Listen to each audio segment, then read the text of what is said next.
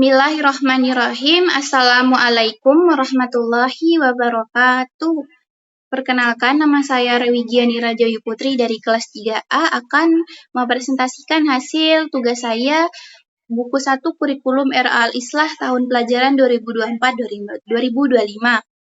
Baiklah, langsung saja saya akan menjelaskan profil RA Al-Islah Kuala Kilan. RA Al-Islah Kuala Kilan didirikan pada tanggal 23 Maret 2024. RA Al-Islah ini berdiri di bawah naungan Yayasan Islam Al-Munir.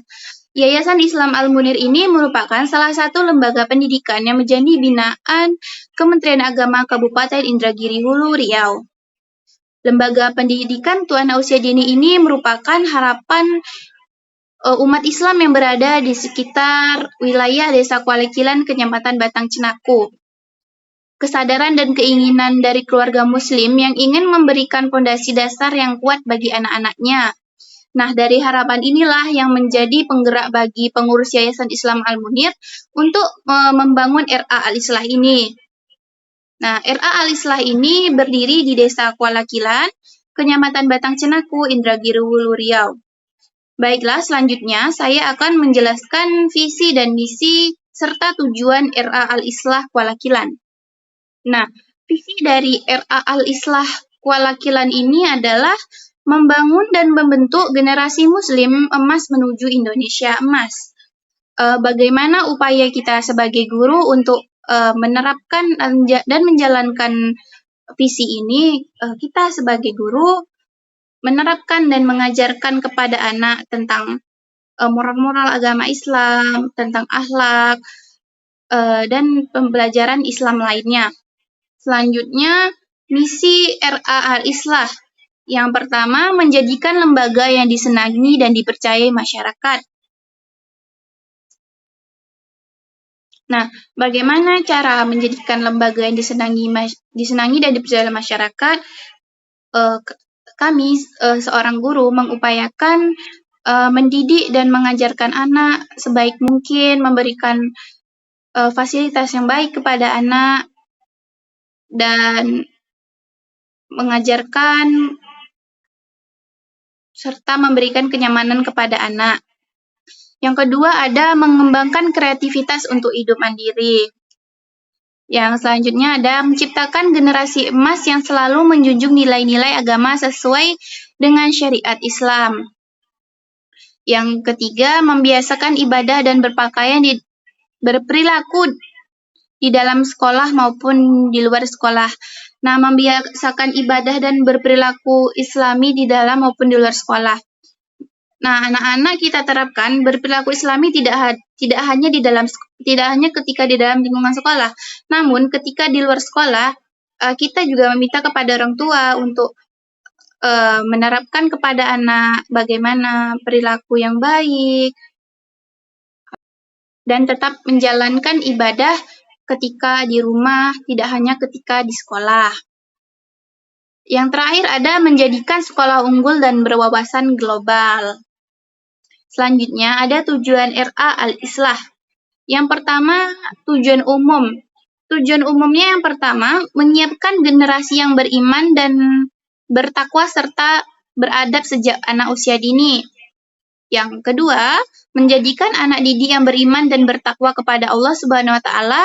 Yang C, mempersiapkan peserta didik dan yang handal, cerdas, mandiri, kreatif, serta terampil dan sehat.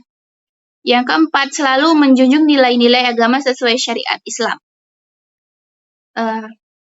Ada yang kedua, tujuan khusus. Yang pertama, tahap 1, menjadikan perilaku anak yang mandiri, kreatif, inovatif, sesuai dengan ajaran Islam. Menyiapkan anak untuk menjadi pribadi yang mandiri agar siap memasuki jenjang pendidikan selanjutnya. Yang ketiga, melatih anak agar memiliki nilai moral agama yang baik. Pada tahap 2 ada meningkatkan prestasi dan mampu bersaing di tingkat nasional. Yang kedua, meningkatkan kualitas dan kuantitas sarana atau prasarana serta pemberdayaannya yang mendukung peningkatan prestasi siswa. Yang ketiga, terwujudnya ruangan bain yang lebih luas. Yang keempat, tersedianya ruangan guru yang mampu menampung semua guru. Selanjutnya di sini saya akan menjelaskan tentang program berencana RA Al-Islah. Yang pertama ada RKJP atau Rencana Pendidikan Jangka Panjang. Yang pertama, menjadikan sekolah berprestasi dan bergengsi di Kecamatan Batang Cenaku. Yang kedua, menjadikan lembaga pendidikan ini sebagai barometer pendidikan di tingkat taman kanak-kanak. Yang kedua, ada Rencana Pendidikan Jangka Menengah atau RKJM. Yang pertama, menjadikan sekolah memiliki gedung sendiri yang memadai dengan memenuhi kebutuhan dasar, memiliki fasilitas yang memadai, ketersediaan guru dan kompetensi guru lulusan S1. Nah, pada rencana pendidikan jangka menengah ini kami harapkan yang mengajar di RA ini adalah lulusan guru S1 asli dari lulusan PAUD. Selanjutnya ada rencana pendidikan tahunan atau RKT.